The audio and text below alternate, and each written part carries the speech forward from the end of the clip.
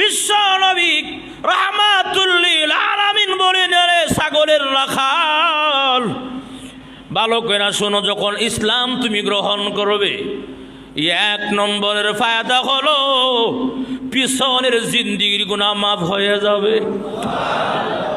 Number 2, ইসলাম গ্রহণ করার সাথে সাথে তুমি আল্লাহর তৈরি জান্নাতের মালিক হয়ে যাবে। নাম্বার 3 হলো ইসলাম গ্রহণ করার সাথে সাথে আমি সেনা প্রধান রাষ্ট্রনায়ক হইয়াও আমি তোমাকে জড়ায়া ধরে আলিঙ্গন করব। এর রাষ্ট্রের প্রধান, এ রাষ্ট্রনায়ক, আপনি কি সত্যি বলেন না মস্কারি করেন? নাউযুবিল্লাহ, না মস্কারি নয়, আমি রসুল মুখ দিয়া যা বলি অন্তর দিয়াও তা করি, অন্তর দিয়া যা বলি মুখ দিয়া তা করি। আমি এমন একজন নবী, তুমি জানো না, পূর্ব দিকে সূর্য ওঠা মিস হতে পারে, কিন্তু আমি নবীর কথা কোনোদিন মিথ্যা হতে পারে না। আরে মুহাম্মদ, আমার গায়ে দুর্গন্ধ, আমার গায়ে ঘামের গন্ধ আছে, ময়লার গন্ধ আছে, আমি ছাগল রাখাল, আমার গায়ের মধ্যে ছাগলের এরকম সেনা আছে, ছাগলের প্রস্রাব আছে, এগুলো গন্ধ আমার গায়ের মধ্যে আছে, এগুলোর মধ্যে কি তুমি আমাকে জড়ায়া ধরবে? আল্লাহর রাসূল বলে, কোনো সমস্যা নাই, ইসলাম গ্রহণ করো। তুমি ইসলাম গ্রহণ করার সাথে সাথে আমি রাসূল ওয়াদা দিলাম তোমাকে আমি এখন জড়ায়া ধরব। কয় কিরি জড়াইয়া ধরবো আমারে? আমি ছাগলের রাখাল, আমার দাম আছে কি? কথা কোনা, আমরা দেশের রাষ্ট্রের নায়কের কাছে যেতে গেলে মাধ্যম লাগে না? কথা কোনা, এমপি লাগে, মন্ত্রী লাগে, হোটেল লাগে, এবারে সিরিয়ালে গিয়া ফোর দেখা কর লাগে। কথা কোনা, আর ওনার কাছে সরাসরি আমি আইলাম, উনি বলে আমার জড়াইয়া ধরবো, এটা কয় কি? সুবহানাল্লাহ।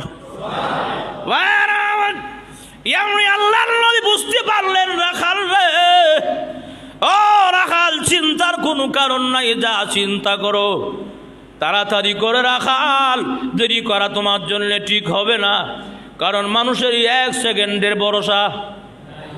আরো জোরে কোন। আরে রাখাল, ইন্তেকাল করার আগে যদি ইসলাম গ্রহণ করতে পারো, অবশ্যই তুমি বিশাল জান্নাতের মালিক হয়ে যাবে। এই কথা শুনে রাখাল অবাক হয়ে গেছে। আল্লাহর নবীর কাছে ইসলাম গ্রহণ করে আল্লাহর নবীকে জানায়া দেয়।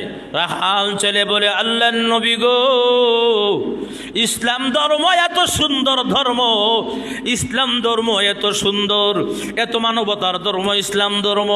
আগো নবীজি, যা দেখলাম আমার বুঝে আসছে গো নবীজি, আর দেরি করেন না গো, আমাকে আপনি এখনই পড়ায়া দিন, লা ইলাহা ইল্লাল্লাহ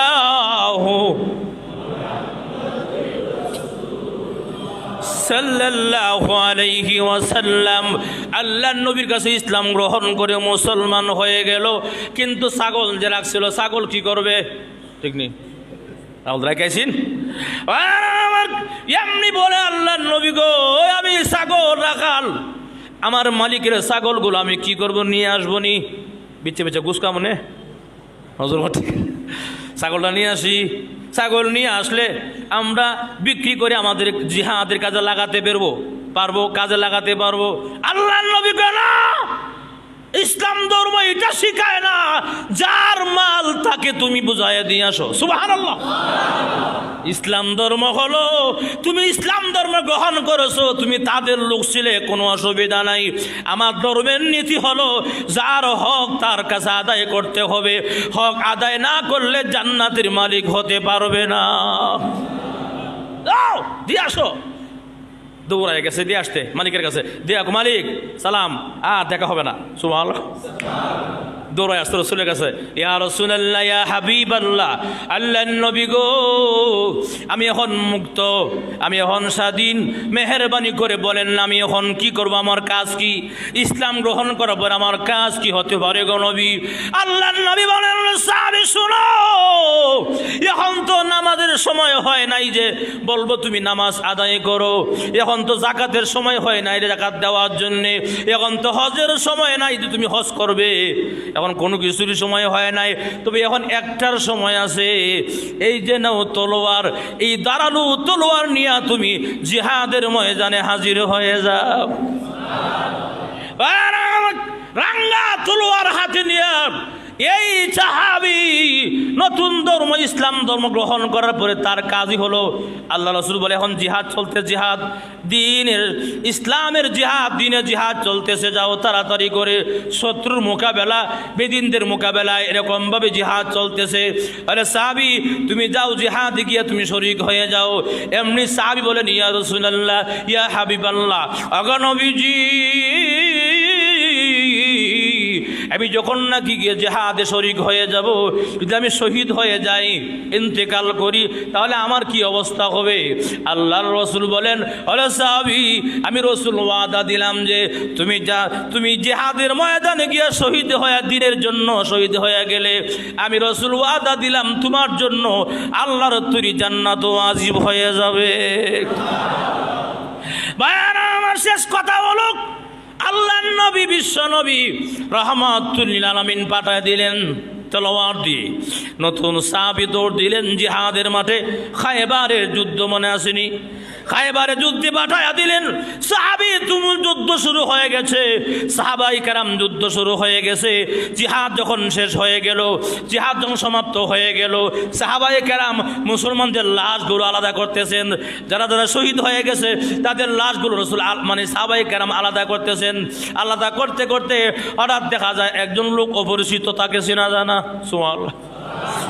লোকগুলা সাহাবাই কেরাম বলেন এই লোকটা কে? আমরা জীবনও কোনো দিন দেখি না, এই লোকটার কে, পরিচয় কি? আল্লাহর নবী সামনে আগালেন, আগায় বলে কিরে সাহাবীরা তোমরা কি অনুসন্ধান করো, কি গবেষণা করো?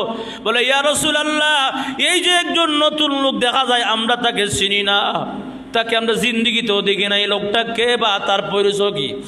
আল্লাহর রাসূল বলেন সাহাবীরা রে তোমরা জানো না রে, তোমরা যখন জিহাদের ময়দানে জিহাদ করতেছিলে এই ফাঁকে দিয়া এই লোকটা ইসলাম গ্রহণ করে, ধর্ম গ্রহণ করে সে জিহাদে শরীক হয়ে সে শহীদ হয়ে গেছেন, সেই হলো নতুন মুসলমান, নতুন সাহাবী। জোরে কন্যা সুবহানাল্লাহ। এই সাহাবী শুনো, এরা সাহাবীরা তোমরা সকলেই মনোযোগ দিয়ে শোনো, ভালো করে মনোযোগ দিয়ে শোনো সাহাবীরা রে। তোমরা নামাজ পড়েছো সাহাবী হয়েছো, রোজা রেখেছো সাহাবী হয়েছো, যাকাত দিয়েছো সাহাবী হয়েছো, হজ করেছো সাহাবী হয়েছো, আমাকে দেখছো সাহাবী হয়েছো। কিন্তু এই লোকটা এক ওয়াক্ত নামাজও আদায় করতে পারে নাই, এই যাকাত দিতেও পারে নাই, হজ করতেও পারে নাই, কোনো একটা ইসলামের কাজ সম্পূর্ণ করার সুযোগ পায় নাই।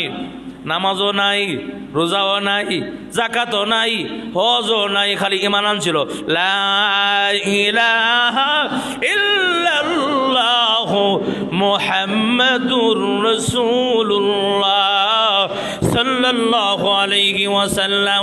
এরা সাহাবীরা শুনো, এমন একজন সাহাবী যার আমল নামায় নামাজ নাই, রোজা নাই, হজ নাই, যাকাত নাই, কালিমাটা গ্রহণ করার কারণে সে আল্লাহর তৈরি জান্নাতের মালিক হয়ে গেছে। একক তো নামাজ তার আমল নামায় নাই, কেন? সুযোগ পায় নাই। কথা ঠিক না?